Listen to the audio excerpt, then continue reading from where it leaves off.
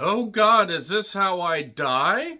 Woods of Ash is currently streaming on Tubi. It was written and directed by Joe Hamilton and written by Casey Hamilton. No relation to Jody Hamilton, one of the all-time great heels of the Territory days, part of the Assassins. He was a wrestling trainer, and he also fell asleep in the Turner offices after Ted Turner bought Jim Crockett Promotions and turned it into World Championship Wrestling. Deep cut for wrestling fans, monumentally confusing to everybody else. And this involves some siblings, Nick and Jamie, who are trying to honor the dying wish of their sibling Sam, who made the pants too long, but also she wants to make everything right in the world before she passes.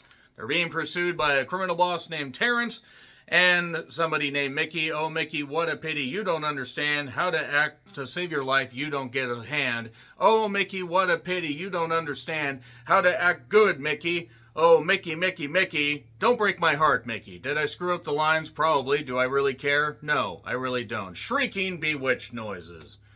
So, yeah, there's also some cultists. And it's in a remote area in the Alaskan woods and also at a sawmill. And, okay, I'm far enough into this to call this one of the most incompetent horror movies that I have seen in many, many goddamn months and years. And while I recognize when a film has a small budget, you have to make budgetary decisions and basically reel things back. But what the fuck was this supposed to be? Honestly, what the fuck was this supposed to be?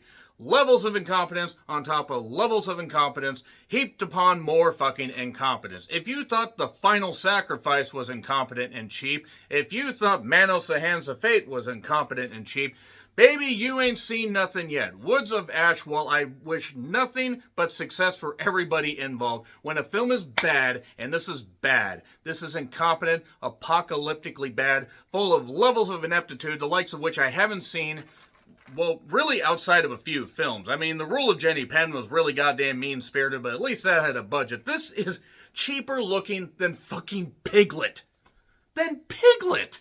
That is saying something. Anybody that's seen Piglet, all 5 of you, that is really, really bad to say.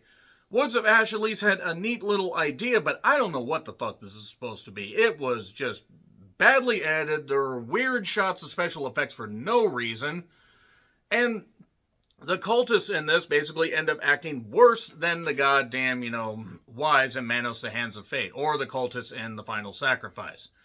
And if it sounds like I'm being mean-spirited, I'm sorry, but when a film is terrible, I'm going to call it fucking terrible. You can watch it if you want, and if you can make it through 30 minutes before wanting to tear your fucking eyes out and stab your ears out, you're better than me. I mean, obviously I have those things left, but this was so goddamn bad. From the opening, I'm like, okay, whatever, it's cheap, it's fine, it's okay. I wish I hadn't watched it. I really wish I hadn't watched it. I mean, there's some hilarity to be had, especially from the bad editing and just the incompetence on display. It's really astonishing just how this film somehow manages to get stretched out to 90 fucking minutes, despite having maybe 25 minutes of material. There's people repeating levels of lines of dialogue and certain things, not understanding how little story elements are just supposed to propel things along. Wait, what do you mean? What do you mean? Oh, I hate it. I hate it. I hate it so fucking much. It's terrible. I'm getting into spoilers. 3, 2, 1, it's on Tubi. Spoilers. Okay, so I don't really have a lot to spoil, but I have a lot more to be mean about. So, we open with some shots of newspaper clippings about some haunted woodsy area.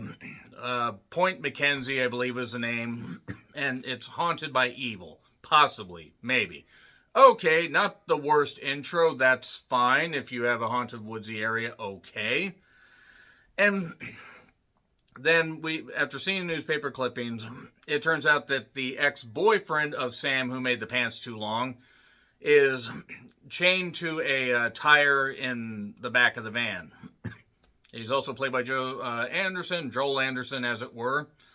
And yeah, for why he was there, I have no idea. It actually turns out it was a way for Nick to get back at Terrence, who is an evil boss, crime lord guy thing, whatever. I do not understand how these scenes were blocked, how these scenes were done, why they thought it was a good idea to film things the way they did. It was probably very, very cold. I can imagine that, everybody probably had to be under heated blankets after this. Because there's no way it wasn't filmed in like the late fall. I don't know about the winter necessarily, even if there were some snowy roads, but then there were other shots where the roads looked clear and wet. So I don't know if that's just the weather changes or the fact they had to shoot this over multiple months. But some hunters are just doing stuff and then they get captured by these weird cultists. There is no need to scream, but there is a need to call out a film when it's really goddamn bad. So, Jamie and Nick have Samantha. Samantha is not doing very well because she's dying. She has been suitably chastened and mortally wounded. She wants her son back because she's R-Truth from 2011. Anybody that gets that, I love you guys. And yeah, Terrence and Mickey are going to find this cabin. There's also this guy named Buddy and also this woman named Heather. They're just characters that just pop up. This one, the daughter of the hunter, I assume, gets killed, but then she's also a cultist. So any of the women that get killed get put into this cult by this leader, leader.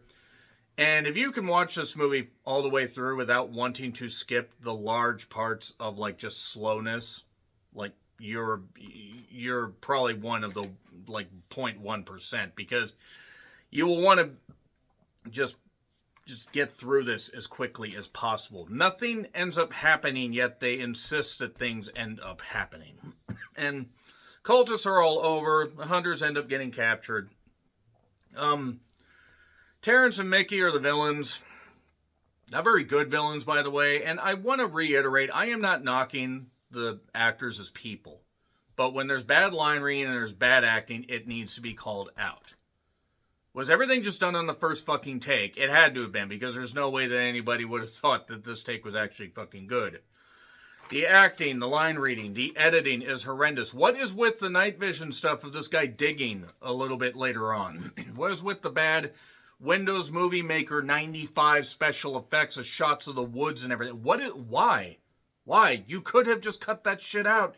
And while the movie wouldn't have been any better, it would have at least somehow looked a little more expensive. It wouldn't look nearly as cheap. So the cultists show up again. Sam is one of the cultists now, and she is basically trying to get Nick and, Jamie to do something, I guess. Oh God, is this how my God. They got Mickey, or they trapped Mickey, because they're all trapped in this goddamn, woodsy prison cell thing, because they're going to be sacrificed. They don't need to eat all of them, just eat one or two of them.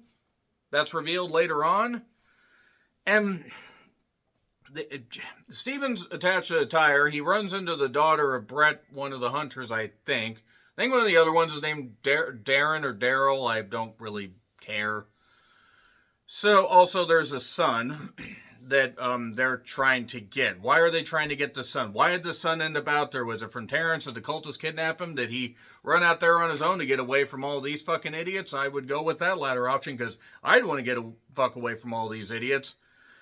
Nick never told Jamie about all this stuff. It was a way to get back at Terrence. That's why they kidnapped Steven. Not for money. Oh, and money is for nothing, but the plot is free. Free of basically any intelligence and any whatever. Oh, there's a Wendigo. Or Wendigo-like people that need to feast. I guess. So, more cultists, more bad acting, more bullshit. Heather lost Steven because Steven got besieged by cultists. We are just agonizingly dragging ourselves along like we're on the long walk, or we got like no, skin left on our feet, and we're just dragging our feet on the ankle like we're Carrie Von Erich after the motorcycle accident. And Nick and Jamie end up seeing Sam, who also made the pants too long and was basically just trying to tell them about... It's like she's warring with this cult side because she died, but also her humanity, I guess. If you're looking for a proper explanation of this movie, please do not expect that, because there's no way to explain this movie in any kind of reasonable way. You just have to knock it incredibly. Just beat it about the head and face till it stops fucking moving. Terrible special effects. I mean, again, when you have budgetary constraints, I get it, but my God, the choices. There was face shaking, but the face was staying still. while the body was shaking. Then the face would shake while the body was staying still. Just, if you can't do it, don't fucking do it. Don't fucking do it. The Pop-Up City and Final Sacrifice look better than this. Yeah, okay, it's fine. It's just a movie. Can't fucking hurt me. Terrence ends up, he's captured. Everybody's captured. Mickey's captured in there. And I'll say the actress who played Mickey at least tries to ham it up. I just don't know what movie she thought she was in. And we end up, like, with blood being poured into this gourd. But then Terrence takes it. But then he ends up getting devoured later after trying to kill Heather and kill Jamie and kill Nick. He's trying to kill people. He tries to kill Buddy. All this stuff is just so bad. There's this robotic, demonic voice. It's just terrible. This CGI guy digging, as I said. Weird shot of, like, black and white of somebody in the woods. It was like stuff was just thrown together, and they said, yeah, that's a goddamn movie. And Sam ends up basically, having one final send-off with them because Terrence got killed, so now they're fine. But don't come back to these woods, the leader says, or that's it. And then they have Jeremy, the son, reunited with the dad, Stephen. And then we have, I believe, Jamie and Nick are left, and whatever happened. And this is terrible. Terrible. This is an abomination of a movie. This is really, really fucking bad. And I've tried to be nicer because I know it's tough to make a movie. I get it. There were some I was really mean-spirited about and have tried to reel that back. But when a movie pisses me off like this and just has such... It's just so bereft of just anything positive. Anything fucking positive. The movie, I guess, was meant to be entertainment, but the thing is, there was no cohesion, no nothing. It was badly edited, badly produced, badly just everything about this is just really, really fucking bad. So that being said, it gets an F. It is on my worst movies of the year list. It is on my worst horror movies of the year list because it's just so fucking incompetent. Again, to the filmmakers, to the people that funded it, to the people that acted in it, I'm sorry, but if a movie's bad, it has to be called fucking bad. So agree, disagree what I said. Like, share, subscribe, Twitter, Letterboxd, Blue Sky handles in the description. I'm John Reitland. Until we cult somewhere again, happy trails to you.